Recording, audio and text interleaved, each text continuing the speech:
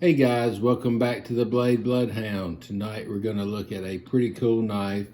I had told y'all about, buying some out of a collection, and this was actually in there. So when I showed up, a lot of the knives were, laid out for me to look at, and this box was to the right, and I said, hey, that box actually goes with that knife, which, they said, hey, that's great. I'm glad you knew that, not us, but what was interesting is, like I was teasing y'all one day, when I was young, I did not save all my boxes. So, if I do have any young listeners, even the old listeners, anybody, if you buy a pocket knife, save your boxes.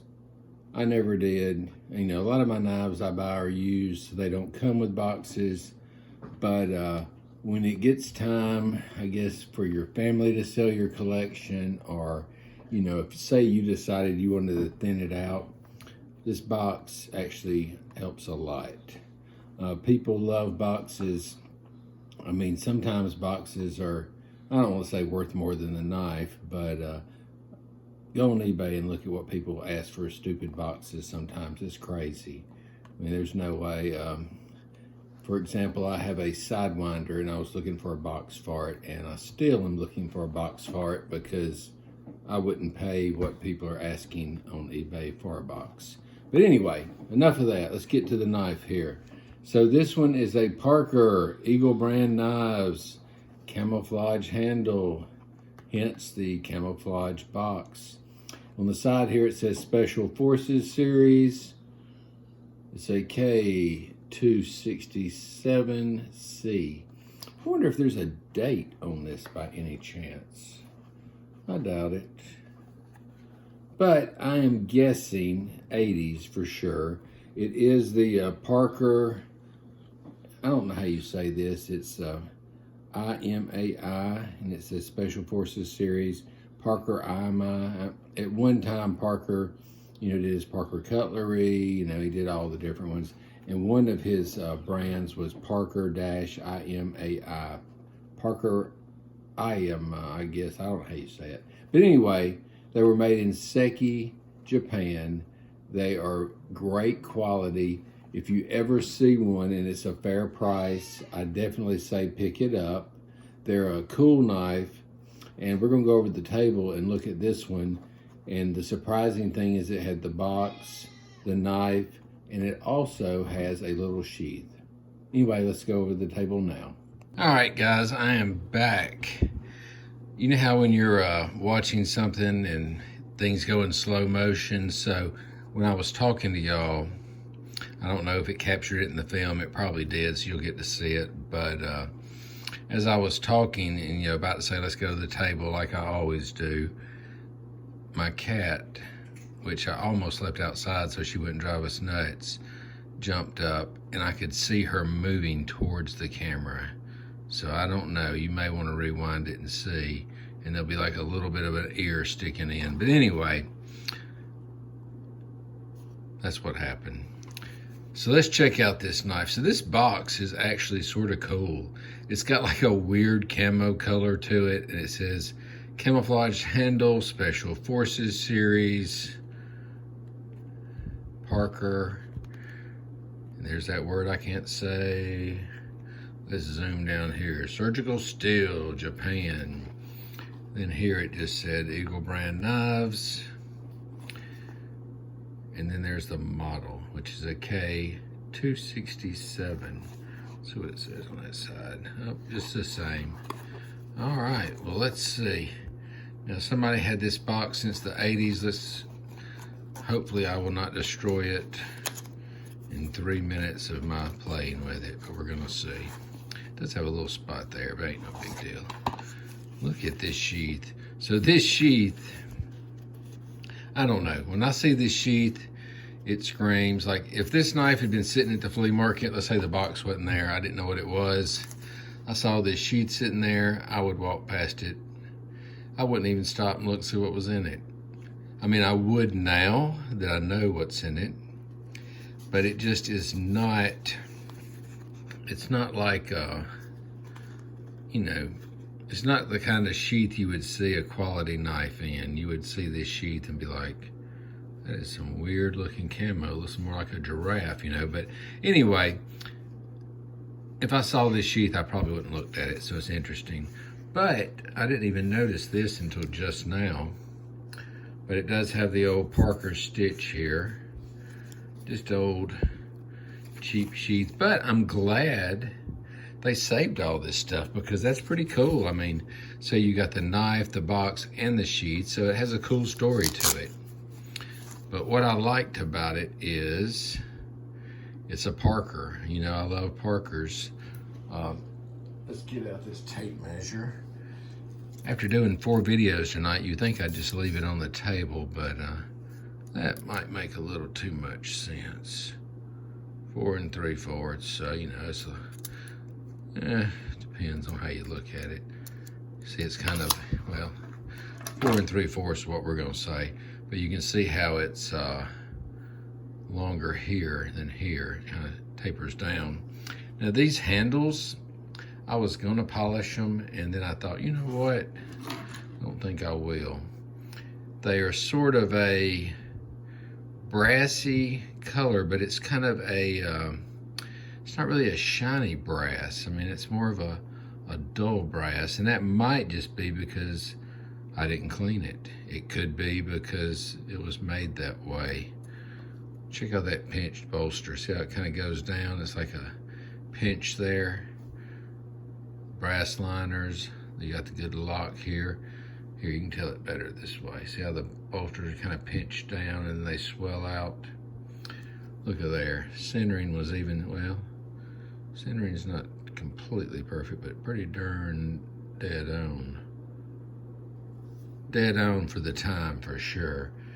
Like I teased y'all, centering was not a thing then. But check out these handles.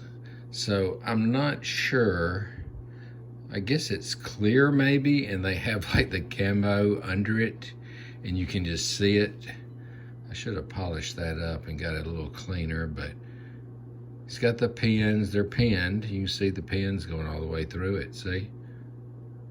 So if you look on the side, it looks clear. Kind of looks like, let's see. It's interesting. So I don't know if the camo design is on the top or is it on the bottom. Well, I can see the camo here, so I'm guessing it's on the top. I don't know how they did that. It's very interesting. Maybe they just somehow put it in between the resin or something. Because you can see those pins clear as day, but you can still see the camo too if you turn it that way. Interesting. But it's a camo handle. I've seen these before. Never had one. So when I saw it, you know, the first thing I said was, hey, I don't have that. I've got a lot of Parkers, but I don't have this one. Well, I do now. So I thought it was really cool. So let me zoom back out. As you can tell, it's a big blade. So this is equivalent to the size of a, I don't know, maybe a buck 110 maybe, but kind of shaped more like a Mako, if that makes sense. It's got a good spot for your finger here though, so you can choke up on this one. Good size. If we look at the blade, it says Special Forces. As you can tell, this blade has not been used. It is very, very clean. Has a long fingernail pull here. Not that you would really use, well, would you? Let's see. I don't think you'd use a fingernail pull on this. I mean, I just grab it like this. I mean, you could if you wanted to, but most people on a large knife like this, you just grab it and pop it open. But excellent shape. The tang stamp, Parker, has the little eagle there. I don't know if there's anything in the banner he's holding in his beak or not. No, it does on other stuff. I was wondering if it would say Special Forces on it, kind of like it does on the box, but it doesn't. Surgical steel, Parker Imai. I need to look that word up. I just need to bite the bullet, and instead of mispronouncing it all the time, I need to look it up and find out what it really, how it's said. All right, this one has a little gunk here. You can tell I need to clean. Made in Japan, K-267. Is that the same number we were looking at? Yep, 267. And I guess the C stands for camo on the box. But I need to clean that, maybe with some Never Dull or something. You can see how that blade goes. It's kind of like a drop point. It's got a little swedge, a little bit of a swedge here at the top. See that? How it kind of goes here, tapers. But a very, very beefy knife. I mean, I'm telling you guys, the Japan knives that are made by Parker, that are made by Taylor, that are made by even Frost. I've seen some Frost Japan-made knives are actually very well built. Now, if I saw a Frost that said China on it, would I buy it? No. Would I buy one that said Germany? Probably not, because it's not the quality Germany that we're thinking. But this is just a cool knife. I really need to polish it up a little, but I had just picked it up about a week and a half ago, so I really hadn't done a lot. You can tell right there I need to, maybe I should clean these bolsters a little bit. It's got a little tarnish there. Not much. But this knife's probably been sitting in a drawer since the 80s, probably the early 80s, and I'm probably gonna go stick it in my collection. It's gonna sit there until whenever. Unless I decide one day to thin out the herd. I have thought about that. I've got a bunch of knives that, I've got two sections. I've got the knives that I really love, and then I have the knives that, another box that I have like doubles of. Actually, it's weird, it's that light hitting. So let's see, maybe it's not as tarnished as we thought. No, it's got a little bit of tarnish right there. A little discoloration, but I can clean that off. But a cool knife. Let's see what kind of snap we got here. I guarantee you it'll have some. After all these years, heck yeah. As you can see, it's snappy. Good pop. Probably hasn't been greased or oiled or anything since the, you know what, that's probably what that is. I bet that's like original machine oil or something. That might be what this is too. I don't know. I don't know if they oiled it or something and that's some old dried oil on it or what. But super cool. Out of all the years I've been playing, I've never actually seen one of these in person. Now, I've seen them, you know, on sites and stuff, and they're not expensive knives. You know, I guess it just depends if somebody really wants it or something, but when they're buying them, but they're not extremely high or anything like that, but they're really, really cool.